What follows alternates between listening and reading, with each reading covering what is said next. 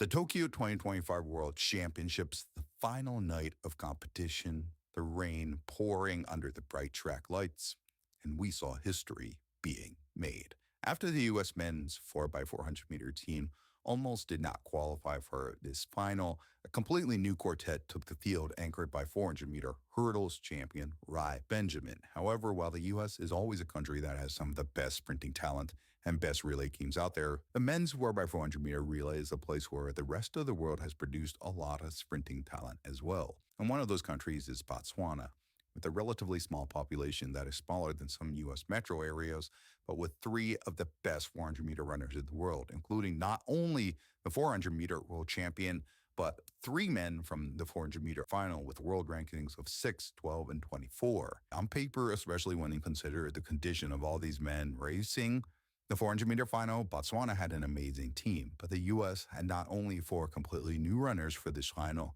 but also a 400 meter hurdles world champion, Rai Benjamin, to anchor, creating a great matchup for the final leg against the world champion in the 400 meter flat.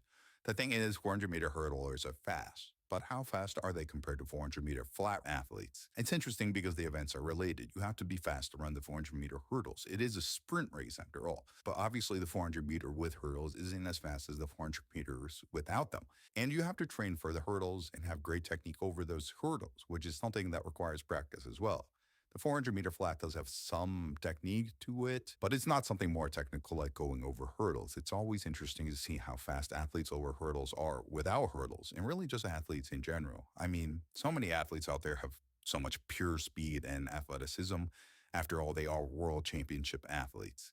Back to the matchup though. What made this race interesting was how there wasn't just a bit of precipitation here. There was a lot of it as the rain was pouring down. The skies opened up over the National Stadium in Tokyo this final night.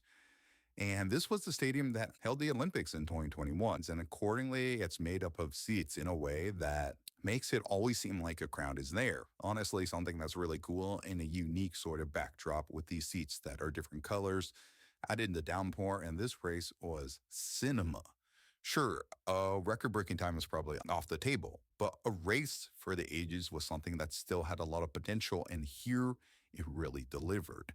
The Botswanan quartet already had three runners from the 400 meter final, and that final was on a rainy track. Well, not as rainy as the final night of the 4x400 meter relay. The Botswanans were led by Colin Kemenetshipi, the 2025 world champion, running a world-leading 43.53 time at the 400 meter flat final, adding a fourth runner with Tobago, one of the top 200 meter runners in the world. And the Americans, who had run an extra race just to qualify for the final, racing the morning of the 4x400 against a Kenya squad just to get a place in the final. Overall, it's really hard to say what happened with the qualifying 4x400 meters, who directed who, where, and all that stuff. The 4x4 is often known for a lot of confusion and stuff in the exchange zone. It's a bit different than the 4x1, where the runners simply stay in their lanes throughout the race. In the later legs of the 4x4, you have an exchange zone where the athletes have to line up in lanes.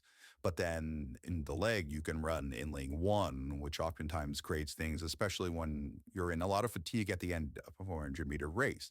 But after all was said and done, a runoff was granted between the U.S. and Kenya, something that isn't super common, and moreover, wasn't even the only runoff of sorts that morning, as Team South Africa had to battle the clock and had their team not qualify. But their 4x400 meter sprinting team had an excellent final, which we'll get to. The U.S. would qualify not in the most normal of circumstances, but they did qualify. This race got underway in the rain, and the Americans had a rather unfavorable lane one draw, as they would have to run through a good amount of water there. Botswana would make a strong move in the first leg to gain on their stagger, but the U.S. would do great with the lane one conditions, as Norwood would get this to the second leg with the U.S. actually in the lead. On the second leg, the Botswanans went with Tobago, and he would race against Patterson, the U.S. champ who made the 400 meter world championship final, against the man who had just run 19.65 in the 200, yet had not medaled. You had to wonder how Tobago, who was preparing for the 100 and 200 of this year's world championships,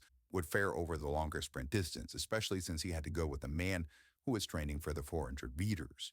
Overall, I think Tobago did well here and actually closed a bit on Patterson in the final stretch. making the U.S. and Botswana just about even.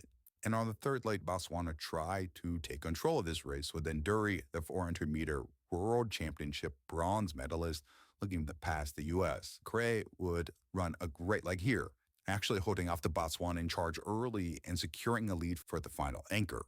However, maybe the greatest third leg was from South Africa's Wing Van Niekerk. You sometimes watch these relays and realize legends of the sport are still out there running. While not winning individual medals anymore, they still look to contribute and compete for the team relays. Van Niekerk is one of those legends who ran an amazing third leg to get South Africa back almost even with the U.S. and Botswana. But here, the U.S. would face a big challenge, as even though Rai Benjamin was the anchor, he would be going up against the 400-meter world champion Kevin Natshipi.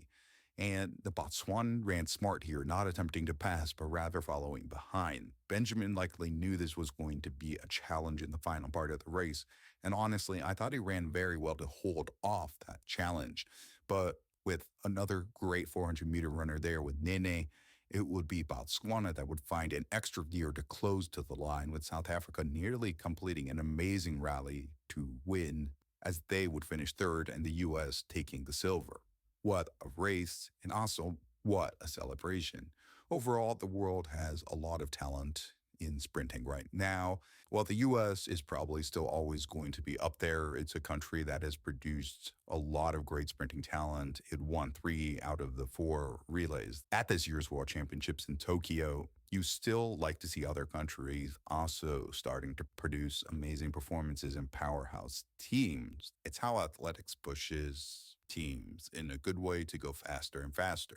And for this men's 4x400-meter relay race at the 2025 Tokyo World Championships, this was one for the ages.